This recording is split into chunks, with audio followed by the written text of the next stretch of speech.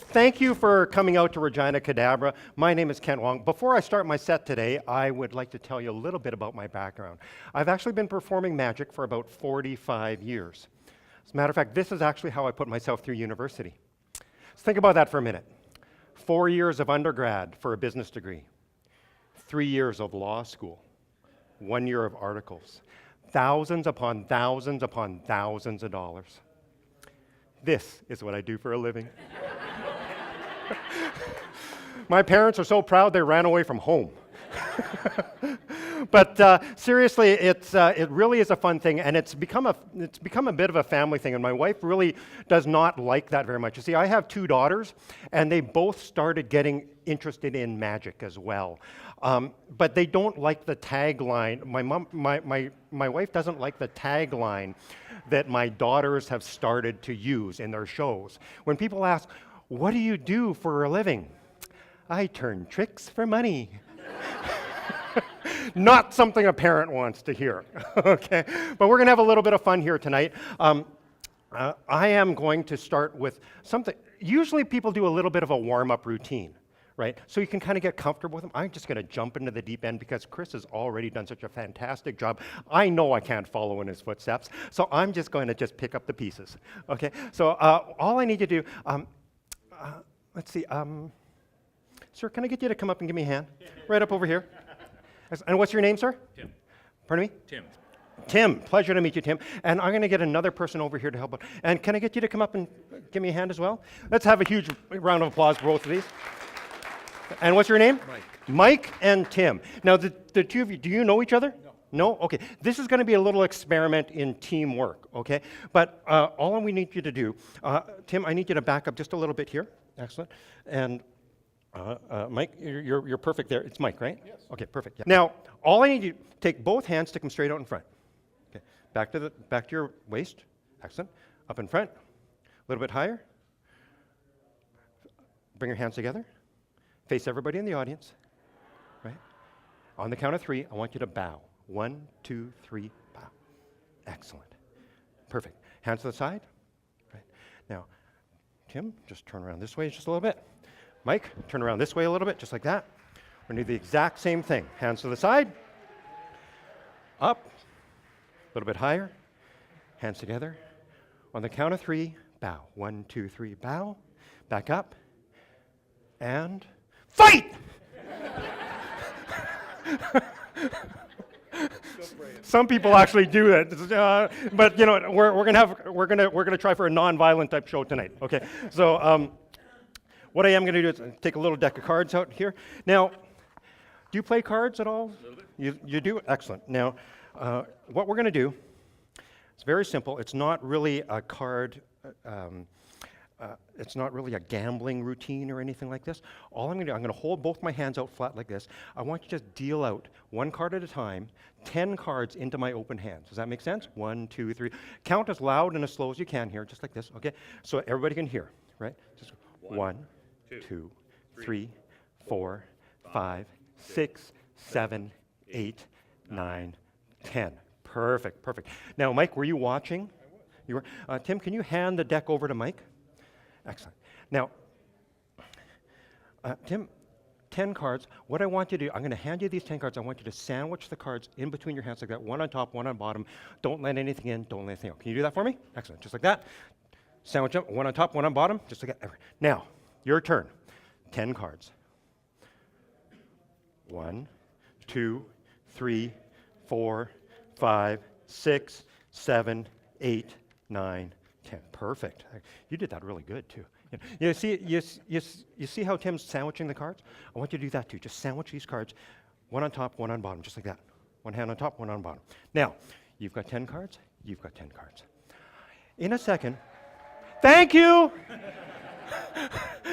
In a second, I am going to get somebody to pick. In a second, I'm going to get.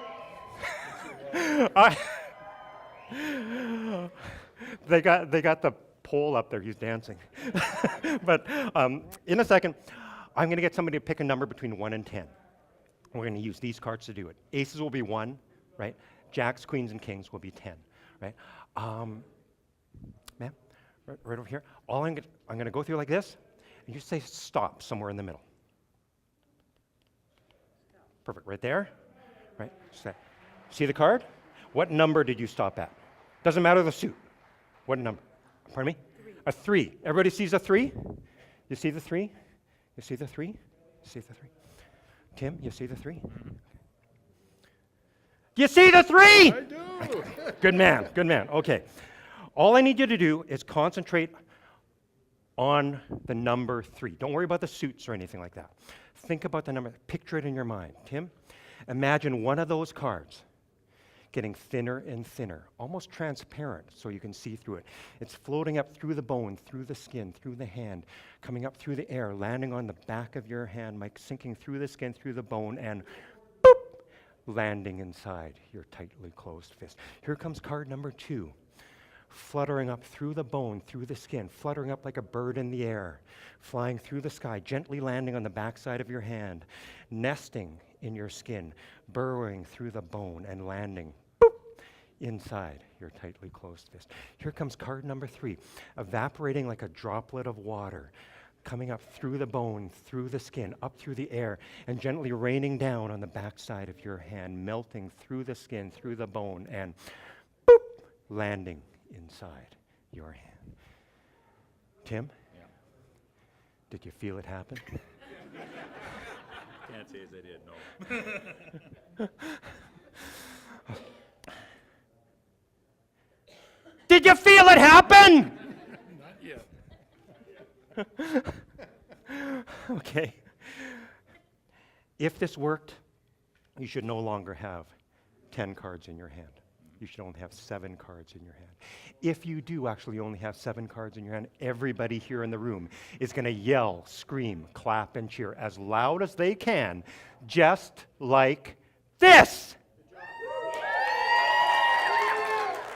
Come on, if he gets this right, it's going to be a miracle. Come on. Okay, if there are only 7 cards in his hand, everybody's going to yell, scream, clap, and cheer as loud as they can, just like this.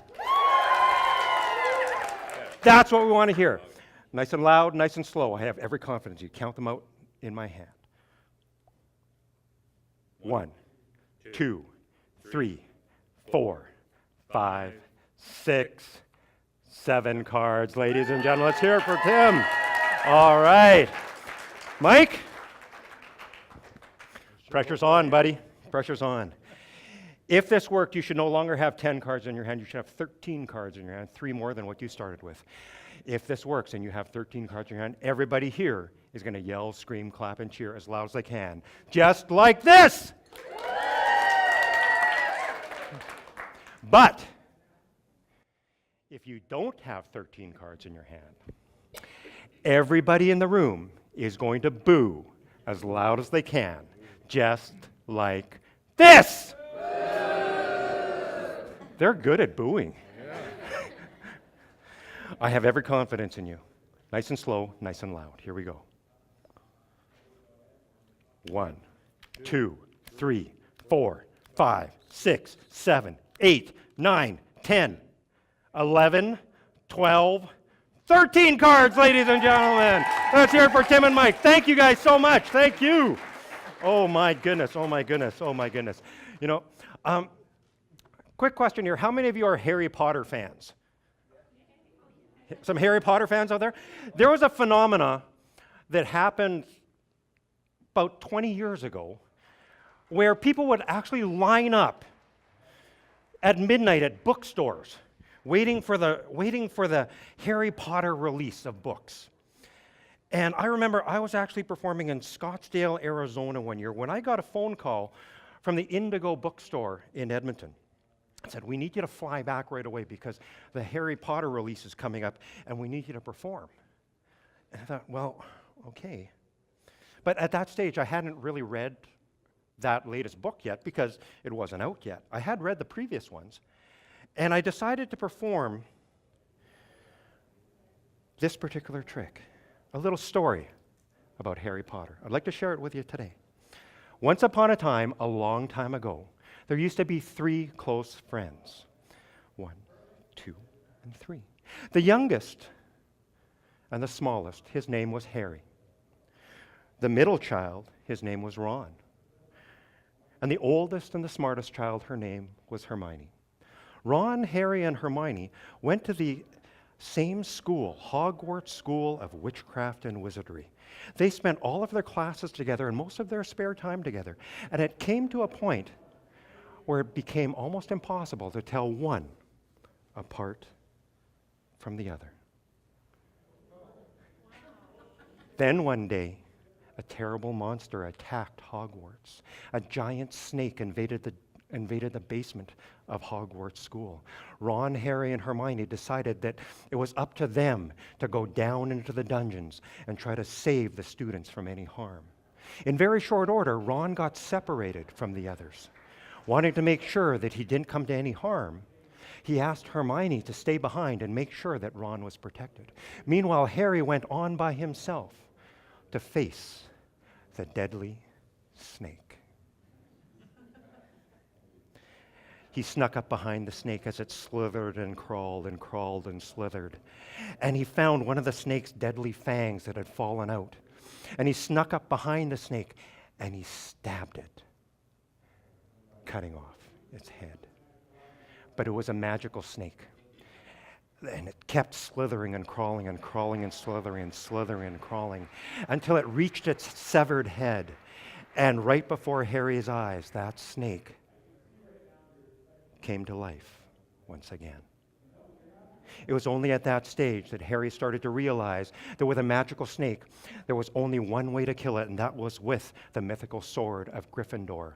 So he summoned the snake, and he cut that snake in half. Then he went back to get Ron and Hermione, and the three of them went back up to the surface of the school where they told Dumbledore exactly what happened, proudly announcing that all of the students were now safe. Dumbledore was so proud of them. The moral of the story is simple. It doesn't matter if you're big or small, young or old. As long as you have good friends, everything is magical. Thank you.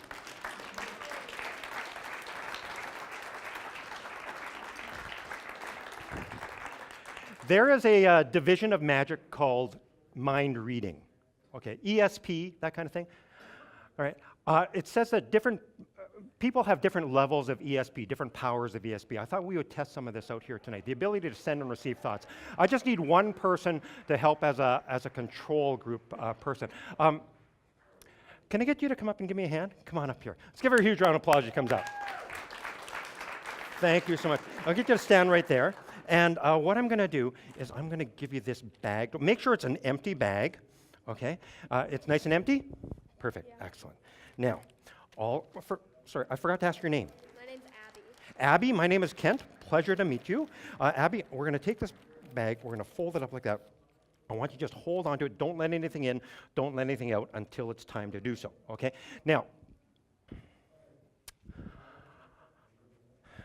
the ability to send and receive thoughts.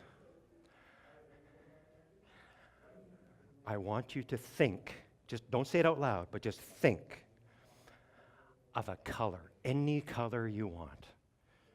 Are you thinking about it? Yeah, the people behind you don't see, but she's sitting here like this. You're not going to guess mine. Right? Okay, just think about it, whatever color it is, whatever color it is. Think of an object with a color. That helps as well, okay? You got it? Okay, now, I'm making my prediction.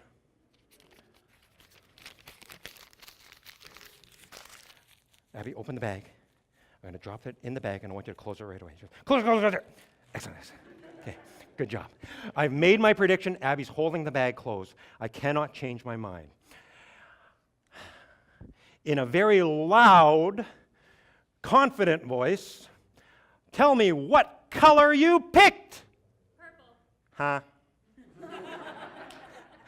Purple? Is that even a color? Purple? Okay. Well, we'll try this again. Right there. Okay, sir. I want you to think of a number. Think of a number between 1 and 100. Don't say it out loud. Think about it in your head. Okay. Are you thinking about it? Okay.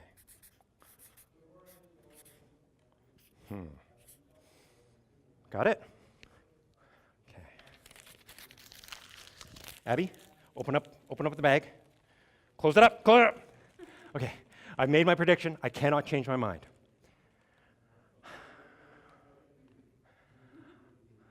For the very first time, in a loud, confident voice, I want you to yell out the number that you were thinking of. 98. Are you two related? 98?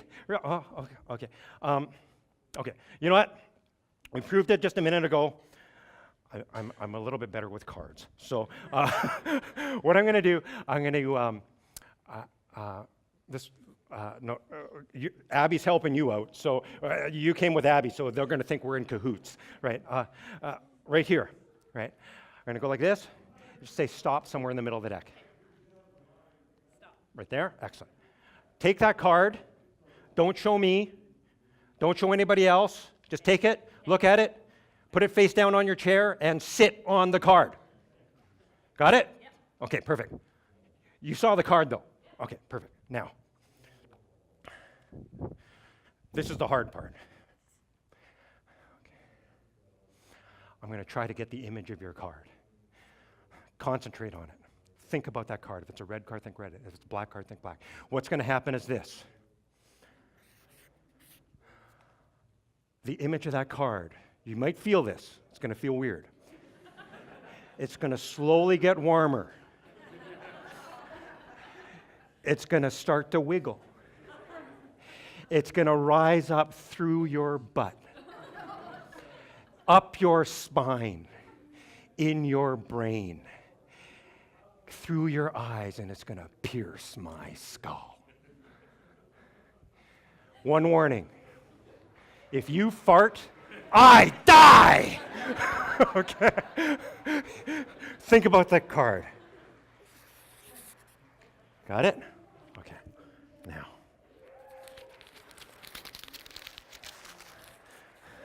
Made my prediction? Close the door. Excellent. I've made my prediction. I cannot change my mind. For the very first time, let's see what the card was.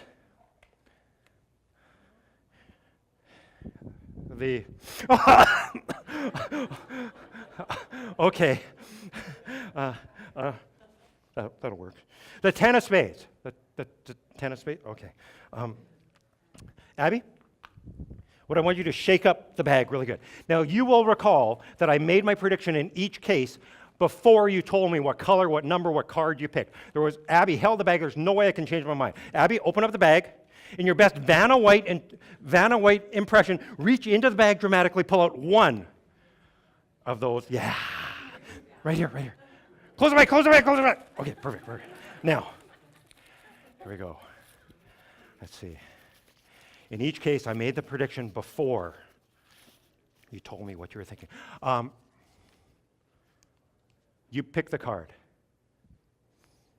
was a ten of spades.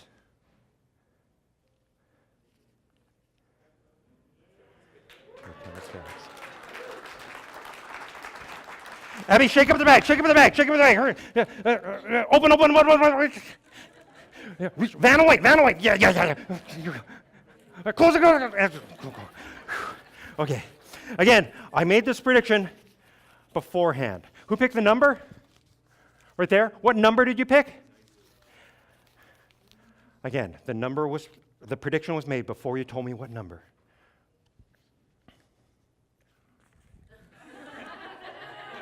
'98. Abby, you know what to do. What are you doing? There's only one in there. Come on, open up the bag, open up the bag. There you go.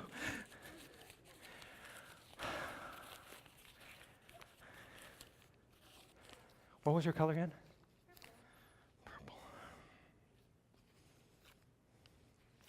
Purple. Huge round of applause for Abby. Thank you very much. Ladies and gentlemen, my name is Kent Wong. It's been my pleasure to be here with you. Enjoy ReginaCadabra. Thank you so much.